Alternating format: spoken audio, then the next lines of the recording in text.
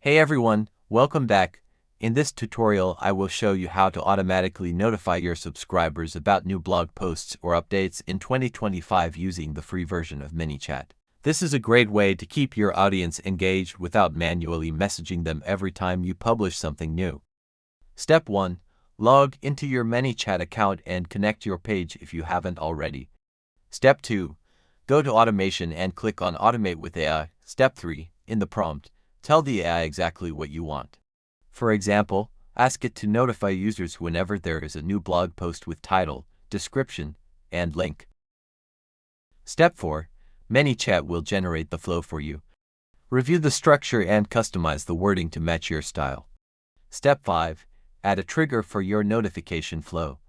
You can activate it manually after publishing or schedule it as a broadcast so subscribers always stay updated.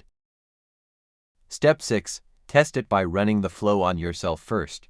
Check that the blog title, description, and link appear correctly before sending to your audience.